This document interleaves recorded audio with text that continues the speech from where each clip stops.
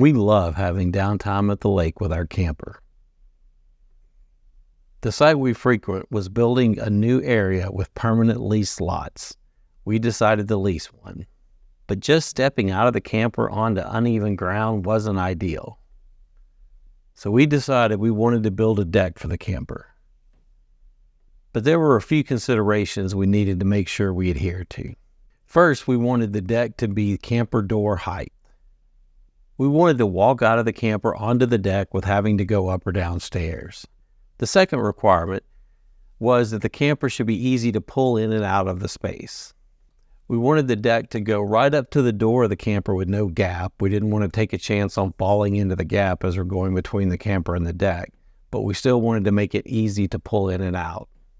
With these considerations in mind, we started designing what we planned to build. We started with a paper and pencil drawing. We needed to convert that into something better so we could submit it to the campground for approval. So I used Visio. Initially, we were looking at doing an 8x24 deck right next to the door on the camper, and then kind of behind the camper would be a 14x14 foot deck. But due to the requirements to finish within 30 days, we decided to not do the 14x14 part and only do the 8x24 foot deck at first. Then if time and money were available, we would come back and do the other part of the deck at a later time. And lastly, before we started, we made an Excel spreadsheet to help us figure out the costs. I just went to the Home Depot website and marked down the price of quite a few different sizes of 2x treated boards and posts. Then I could just change the quantity to see how different sizes would impact the overall pricing.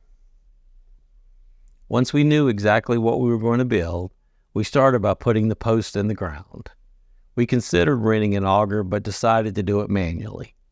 Then we just concreted the post into the ground. Once the concrete had dried, we started by installing the beams. We likely used beams much larger than what was really needed, but by using the Excel sheet I mentioned earlier, I could see that by stepping up the size just a bit, it would only increase the overall cost by a few dollars, so I figured it was probably worth it. We ended up going with 2x12 material for the beam. When all the beams were installed, we came back and installed joist hangers and joists. We used 2x10 material for the joist. We added posts every 4 feet. These posts aren't in the ground, they're just there to support the railing. We used lag bolts to secure them to the beams. We added some temporary stairs. These were a little bit sketchy, but they will be replaced soon. And we set some decking boards across the joists just so we had a way to get in and out of the camper. Once all the joists were installed, we started on the decking. The decking material we had was reclaimed. It started its life as picnic tables at my work many years ago. My work had decided they wanted to get rid of them, so I offered to take them apart and remove them. It ended up making quite a bit of free material. We were able to deck almost all of the 8x24 deck using these boards. We used the power washer to clean them up really good, and then we pre-stained most of them since they didn't need to dry out as they weren't new treated boards. And since one of the requirements was that we use new 2x material, we did kind of want to hide the fact that these were reclaimed. We even had some barcode stickers from Home Depot that we put on into some of these boards just to make sure they look brand new. We used Kreg deck spacers to make sure all the boards had a consistent gap between them. And we had to use a board bender just to make sure the boards were straight. But as mentioned before, these boards are pretty old. They had sat outside as picnic tables for probably about 15 years or so.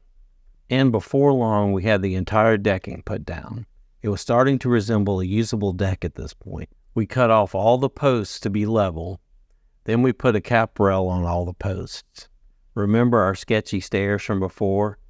Well, we went ahead and poured a concrete slab to act as a base for our new and improved stairs. It also gave us another step that wouldn't end up being mud.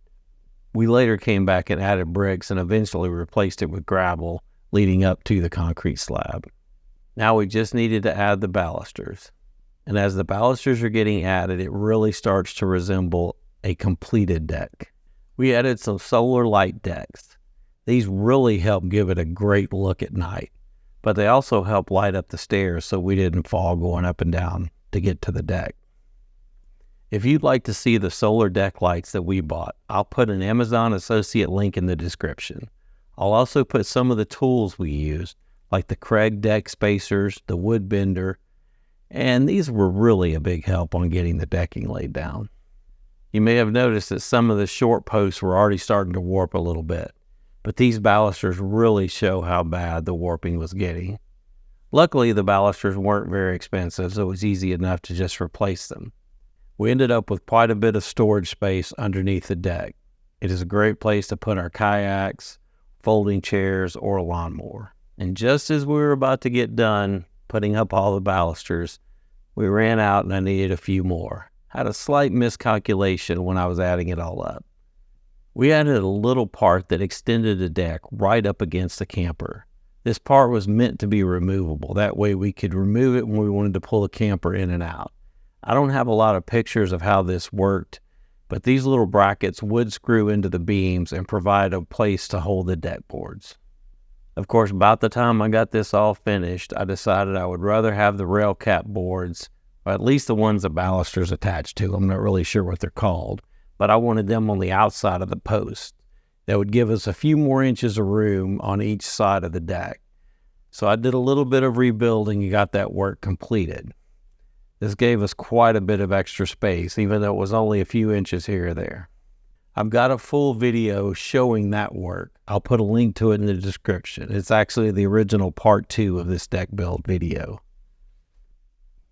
You can see how the deck goes right up to the edge of the camper. You can step directly into the door there with no problems. Here, this was our favorite spot to come eat breakfast while we were at the camper. We'd go cook breakfast on the Blackstone and then sit there in these chairs. And you can see how moving the balusters out a little bit just gave a couple of inches on each side, but it made a big difference when we're trying to sit at that table. Sitting there eating breakfast, and then we've got a good view of the lake just beyond the other campers there. Breakfast would be about the only meal we're really able to have there because it's not covered. The rest of the deck's under the canopy of the camper, but that part's out in the sun. There's a Blackstone that we use to cook breakfast, and we've got a little setting area here. And we'll go down and just take you around the deck and let you look around and see it. The entire little grassy space here is our area that we lease. As I mentioned before, you can see there's quite a bit of space under the deck for storage. We thought about putting up lattice or something, but we really like just being able to put stuff under there and be able to grab it quickly. And you can see here the removable part of the deck that takes it right up to the camper. That is meant to come out. That way we can remove that and pull the camper out without taking a chance on hitting the deck. And you can see the neighbor's deck there. Quite a bit more expensive. They told me how much it cost. It was in the tens of thousands of dollars for that build. Now granted, it does have a full roof on it. Ours doesn't. But at the time we built this, I think it was a little over $1,000. Granted, we have most of the decking material from another source, but still, I thought the pricing was pretty good. After the wood had dried really, really well, we came back and put on a coat of stain. We'd use the Rockler HVLP sprayer and then come back with a brush just to make sure it was smoothed out and pushed into the wood really good.